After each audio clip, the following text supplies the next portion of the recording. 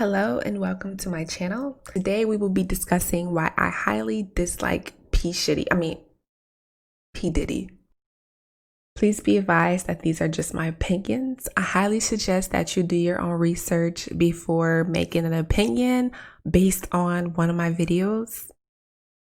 And if you made it to the end of this video and realized you enjoyed it, please be sure to like, subscribe, and comment. Let me know that you like this so I know to make more videos similar to this.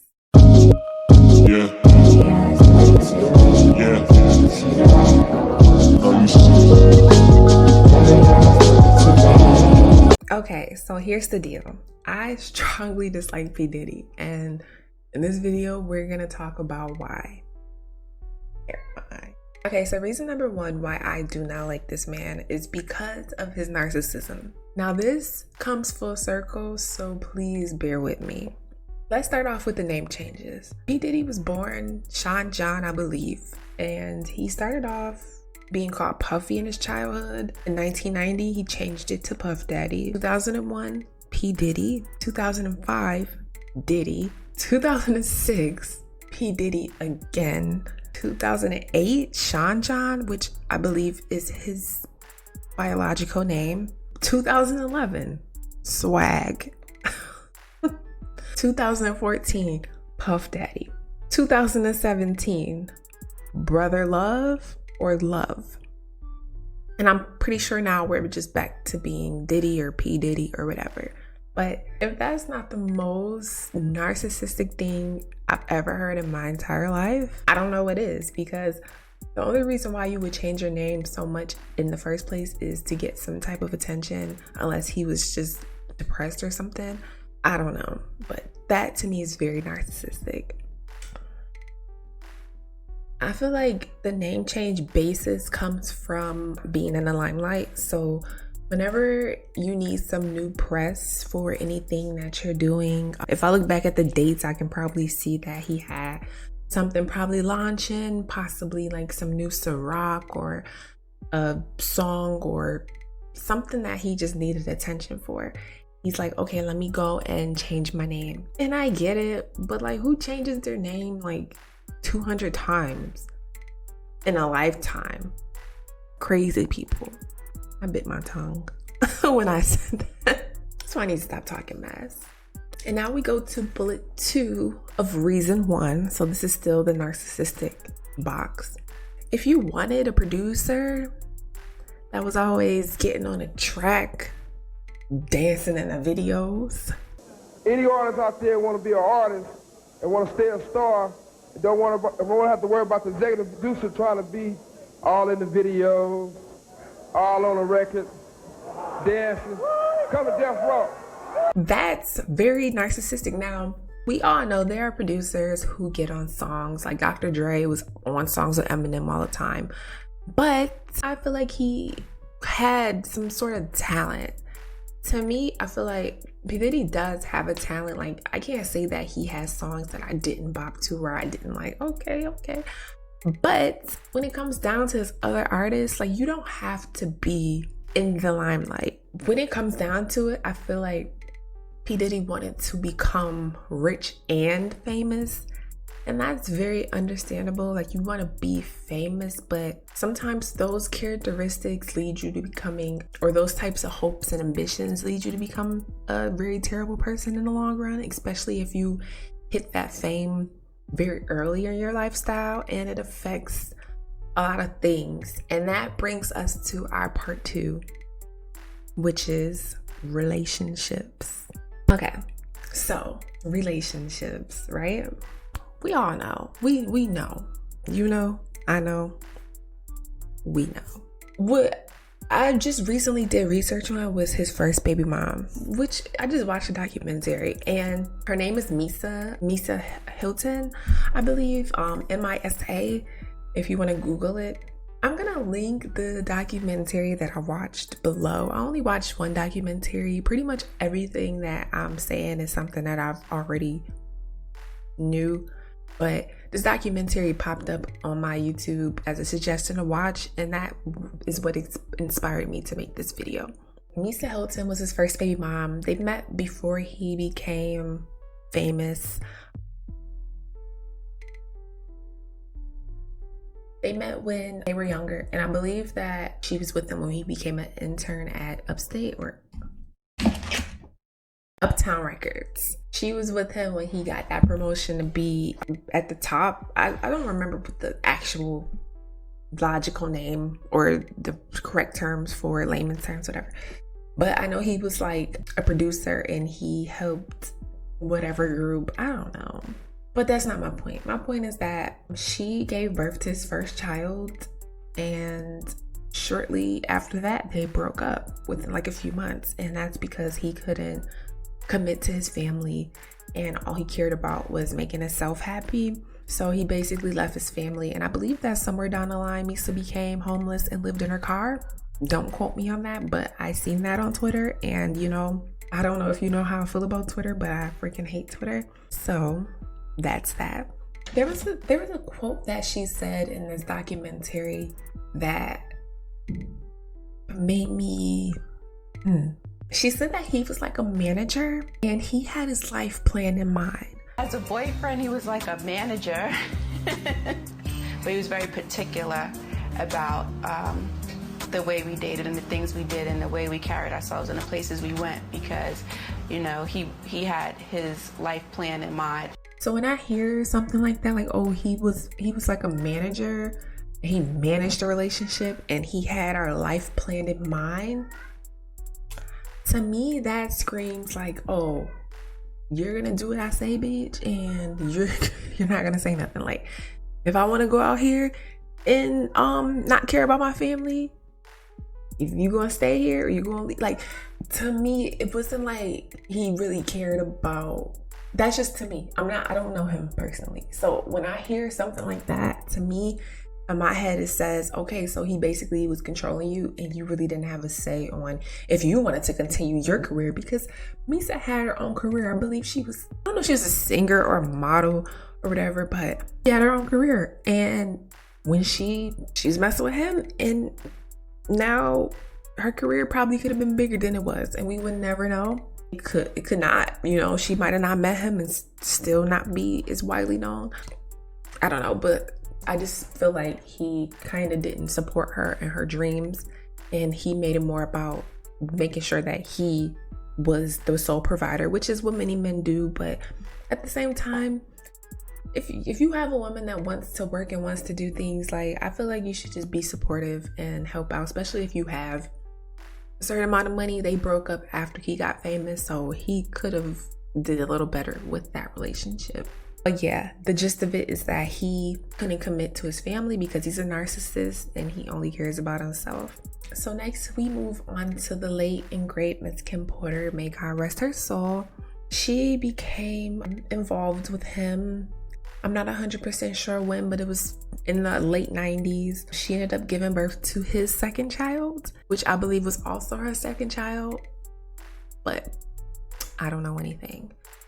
And the big issue that I have with the Kim Porter thing is that I feel like he dragged her along sort of similarly to the way he did Cassie, which we will get to in a moment. But I don't appreciate how he was with Kim Porter and he kind of did the same thing that he did to Misa. Shortly after she gave birth to his child, she found out through another source, not Diddy, that he was involved with J-Lo. Basically, he kind of got what he deserved because J-Lo ended up leaving him because, let me tell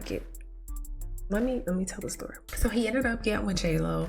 I feel like the only reason why he got with J-Lo because he's seen an opportunity, just like how I read something or I seen a video about how Jay-Z really wanted to get an R&B chick on his side. So he went around and he was messing with Aaliyah, but he ended up, you know, not settling, but he ended up with Beyonce. So every king of hip hop at that time wanted an R&B chick because it's cool to collaborate on songs. Like, that was cute, you know, Bonnie and Clyde, 03. That was really cute and people were eating it. Even though that happened, you know, 03, they were still, you know, picking and choosing in the 90s, trying to figure out who was going to be their R&B sidekick. That was what happened. Most R&B or rap guys wanted an R&B chick on their side. So P. Diddy ended up with J-Lo And I don't know too much about the relationship, but I know that it ended when P. Diddy got into that fight in the bar and allegedly shot in the club, and they went to jail. And we'll get into that story. But they went to jail, and JLo was pretty much devastated and distraught. They said that she was in there crying the whole 12 hours she was held. She ended up getting released. P. Diddy went to court. His one friend ended up going to jail for 10 years, and we'll get there. After that incident, they pretty much kind of broke up, and he went back to Kim. And Kim, in this documentary that I watched, she was kind of like, well, he's always, I knew he always loved me and couldn't come back. And I just, that makes me so sad. I do not like to hear that. It really upset me when I seen that. I'm like, why? In my opinion, with the JLo thing, I feel like she may have seen how everything panned out at the club, and she may have seen him allegedly shoot the gun, which may have really turned her off. Because compared to a lot of the men in hip hop at the time, P. Diddy didn't seem like he was that guy, and he turned out to still be that guy.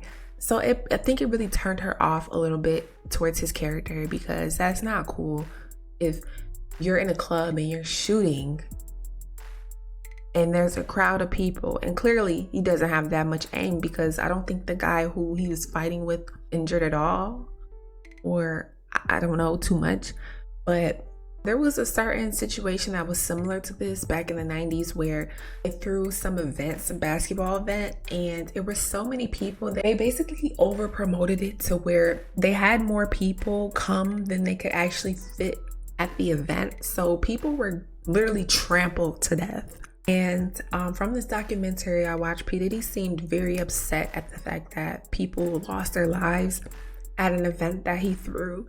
So you would think that it's ironic that years later he would allegedly shoot in a club and put even more people's lives in danger after he was so depressed about that situation. So who knows? I don't know. Anyway, we're gonna go back to Kim. So after he was, JLo left him, he of course went back to Kim because she was there for him in open arms. She really loved him. And, if that made her happy, then who am I? Who am I to judge? So they ended up having another pregnancy, which led to twins. They had twin girls. And I'm not 100% sure, but somewhere in between that time, he ended up with Cassie. Now, Cassie was a new up-and-coming R&B artist. She signed to Bad Boy, which was Diddy's label, and for some reason, she made probably about 2-3 songs, and then she just fell off the face of the earth. Now, this is gonna bring us back to the narcissistic part, so bear with me. Woo! So I don't know too much about the relationship between Diddy and Cassie, but I do know that she really wanted a baby and she really wanted to get married. And you can debate me, but I see it as though within a year of her leaving Diddy, she was married and pregnant. So yeah, I'm like trying to convince me that that's not what she wanted. Basically, he kept her hostage for 10 years, 13 years. And the moment she got a trainer that was a man, she ran out of him because he wasn't there to really provide for her. He was there to just basically take and leech off of her and have someone to be there so that he wouldn't be lonely. It wasn't about Cassie. It wasn't about him wanting to do the best for her. And maybe in his little small brain of his, he felt that keeping her away was the best for her and that she would just be okay with it. But you can't keep people locked away. You can clearly tell that she wanted to be around because of how she posts now on her Instagram. I mean, she is still very secretive. I feel like that has something to do with her still being connected to Diddy, and we don't really know too much about his character because if you go to Kim Porter's ex-husbands, if you Google him, and you'll probably get an article that might really freak you out. And yeah, so I'm not gonna really talk about that, but this is just all speculation, but I kind of believe it. So that's just me, but I'm not gonna dig too deep in that. I'm pretty sure if you know kind of thing, but I'm not gonna explain it here. But we know that he's capable of, I would assume that he's capable of some very bad things, and that she still is kind of afraid of how her life could be affected if she says or does the wrong thing, which is why I believe that she was really out at the first chance that she got. And I don't blame her, because, you know, get your life back. She's still very young, and she still has full potential to have a career that she always wanted if she gets the right people behind her.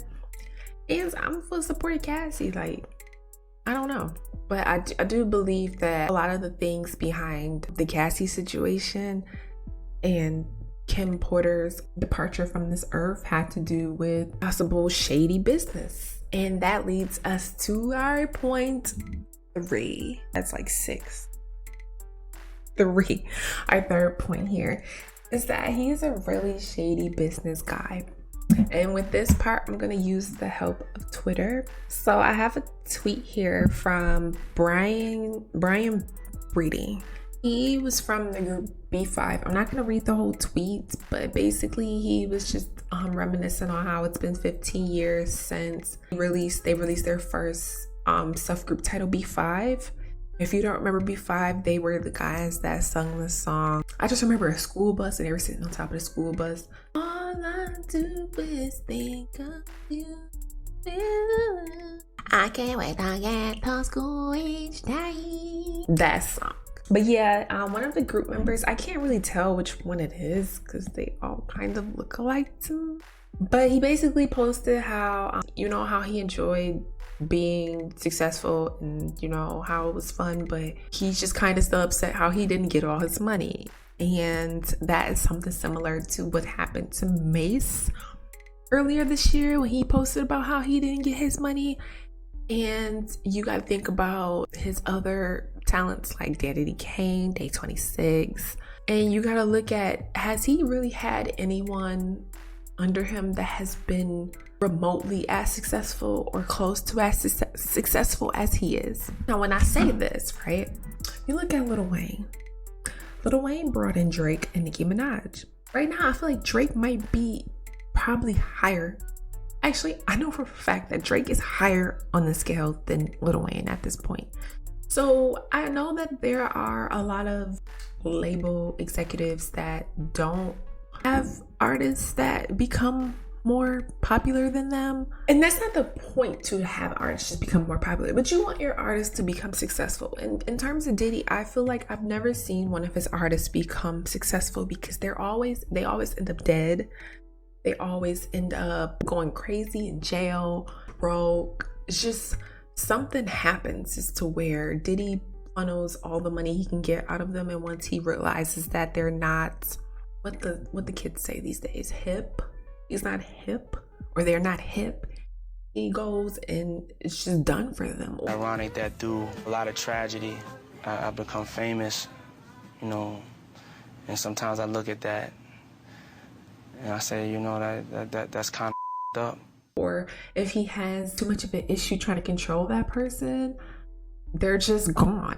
So this is just an assumption, by the way. I don't really know what happened to these people, but as we can see, if we go back to the J-Lo situation when they were in the club and this alleged shooting happened, they went to court for that. That was a whole big thing. And his friend ended up doing 10 years.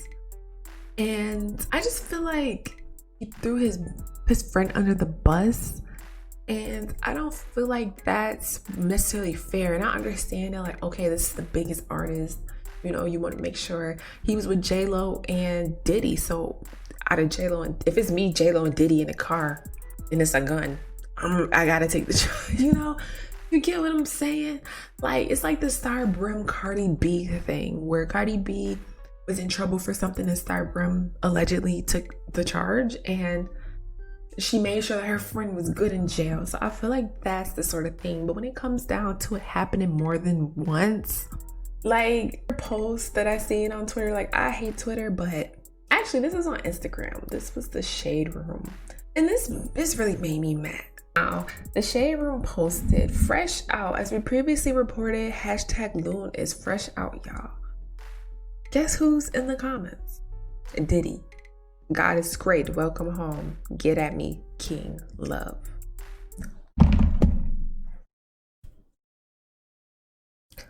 First of all, if I just spent a decade in jail because of you, allegedly, I'm not going to see you the first time I come out. You know, I don't believe that Diddy was there for him in his time in jail.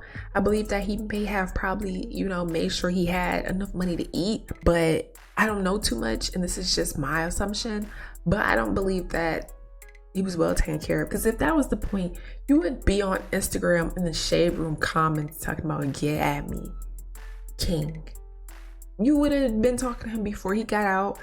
It would have been arrangements made, and y'all probably would have a picture together, just like this picture that's posted on the Shade. It would have been a Shade Room post like Diddy and Loom and hashtag Loom pictured out after he just spent a decade in jail.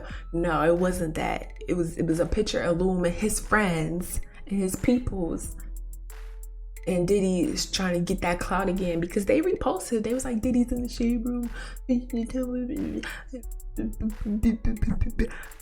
Ugh. But yeah, so we noticed that everyone around him either dies, go to jail, or just really becomes like just not the same person they were. That brings us full circle. We're back at being narcissistic, and when it comes down to it, his whole life is just based on using people, in my opinion.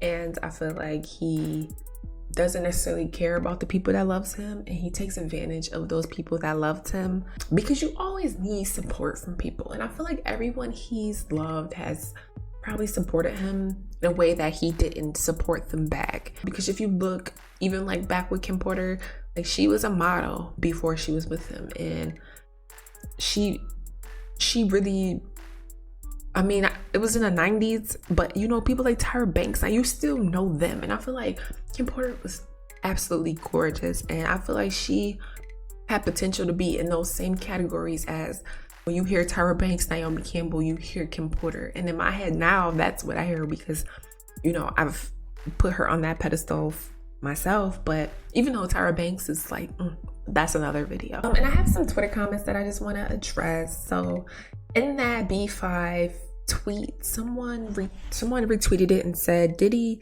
has fucked up over so many artists. There needs to be a documentary on how badly he's done people he signed B5 to Diddy Kane Day 26. And someone was like, so Diddy should take responsibility for a person that signs a terrible contract. Y'all have no clue how business works. You read the contract, and if you don't like it, don't sign it. It's really that simple. Now, I understand that it is just that simple, that you should read a contract that you're being offered. But we don't know those conversations that were had to convince these people not to actually read fully through their contract. We don't really know how that goes.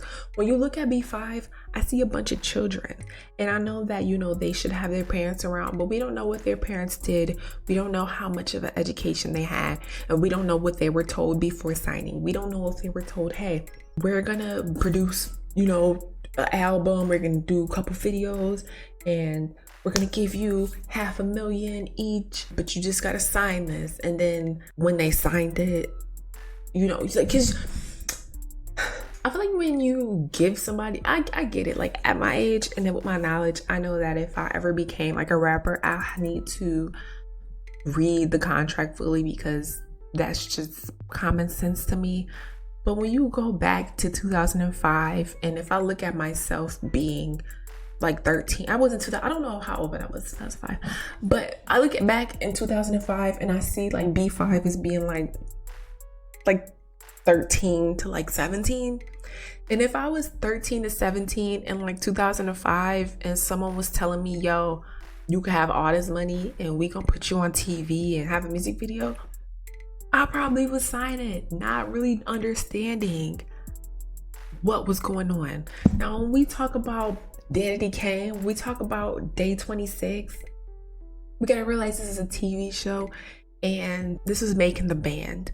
So these were people that were just everyday people. And if you look at some of the people, they weren't always the most logical people. So I feel like they wouldn't necessarily understand all the way to sign a contract. And I know you can get an entertainment lawyer and you will say, hey, I'm getting $50,000.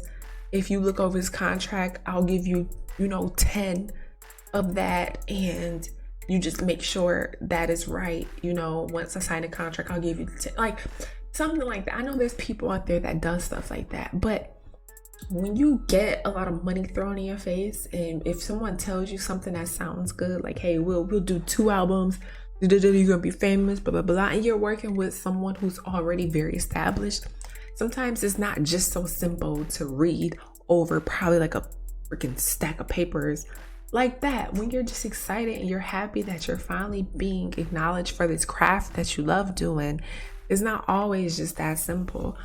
So that's the answer to that. Another tweet says, y'all don't blame Shine for being an idiot, G-Dep for being on drugs and admitting to murdering a man 20 years prior, Black Rob for being a career robbing ass nigga, Mace for getting chased out of Harlem. That's all Diddy's fault. Y'all niggas got father issues. Yuck. First of all, if you zoom in on that Abby and then go back to that last word in that sentence, you too big to be saying yuck in a tweet like that. I'm sorry, you just too big to be saying yuck in a tweet like that. And right there, that makes me not even want to address it, but I'm going to address it. So,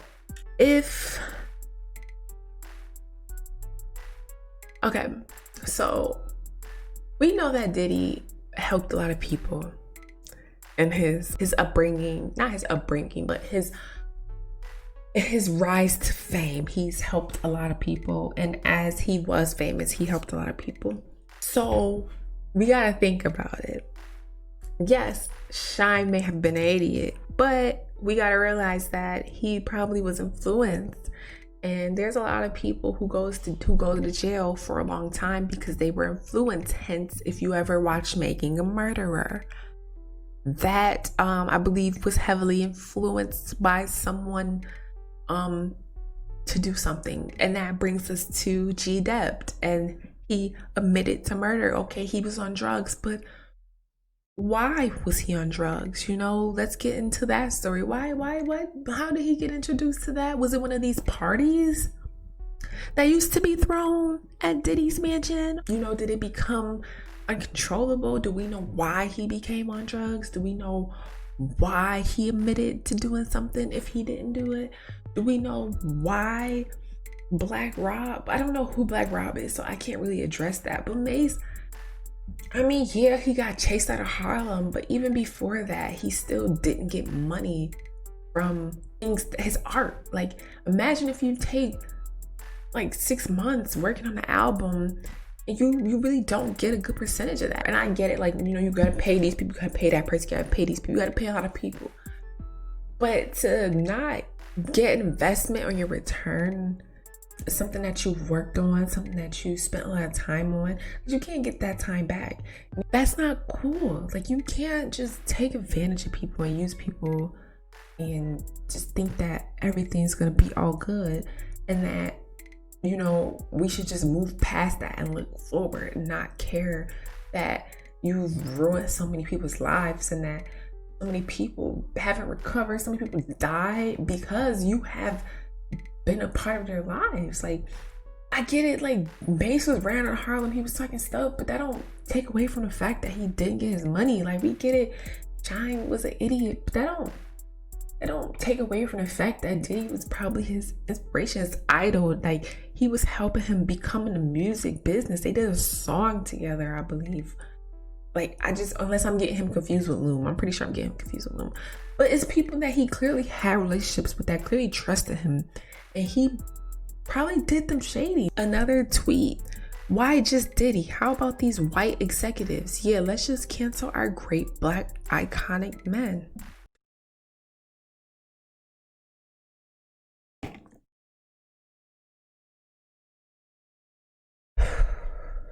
The reason why we are going to cancel Diddy is because, unlike these other people, Diddy has countlessly, time after time, promoted how much he supported Black people he was basically the face of getting Barack Obama elected from the black people. Like, he was on BET all the time with the voter die. This dude always talks about loving each other. And so even in that post from the Shade Room, he's like, love. It's always so much love and so peace. It's because this guy puts up a facade that he's for the people and that he cares about us a lot. But in returns, if you look at his actions, you can see that that's clearly not true. And that's not possible because of the way he's treated other people. So because of that, we don't do frauds. We don't want no drama when you call. Okay? Pick a side. At the end of the day, I'm not here for someone who's gonna try to manipulate me into thinking that they're a very great person. Trey Songz. I can make another video on that if you're very interested. But if you're gonna sit here and let people think that you're just, the social justice warrior and that you're gonna be here for us, here for the people, you need to show that with your actions. And it's not just when you need some type of publicity. It needs to be all the time and throughout and constant. And I guess, you can't say that everybody's gonna be perfect, but you can't act like you're just this perfect and just loving person when we see what you did to Kim Porter. Like, you didn't care for her that much, and you knew that she loved you, and you took advantage of that. And then when she died, you go and just start crying everywhere. Like, oh my God,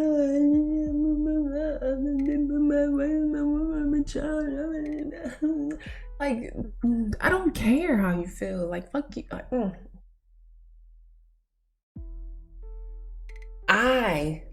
I don't care. I don't. If you care, then I support you caring, whatever. I don't care about how hurt P. Diddy is, because he didn't care how he hurt a lot of the people in his life. He didn't care that he kept Cassie freaking hostage for a decade, and he didn't care that he dragged Kim Porter along this road and that she really loved him and thought that he would eventually just come back to her because they really did love each other, and he loved her, but he was just too narcissistic to actually be with her. It's fucked up. The next tweet we have here is Diddy preaches all that building up black people and black wealth, but he steals from black artists, which is exactly what I just said previously. And we get it that there are other people that do this, but I'm pretty sure those people aren't out here acting the way that Diddy's acting and acting like they're just almighty God and brother love and peaceful and we love everybody. No, cut it out. They said black men in the comments like, yeah, Diddy was bad, but the white men are worse. And it's like, yeah, we get it, but I'd rather have an enemy that I can see than somebody who's just dressed up in sheep's clothing and trying to convince me that they're not bad when they really are bad. So that wraps it up here. So at the end of the day, I hate Diddy because he's very narcissistic. He doesn't respect the women that loves him, treats people like shit, and he makes other people do his dirty work while still trying to preach that he's just this almighty God that can't be touched, can't be stopped. He got the money, he got the fame at the cost and expenses of other people's lives and livelihoods, allegedly, in my opinion. And I don't respect that, and I highly, highly dislike P. Diddy. I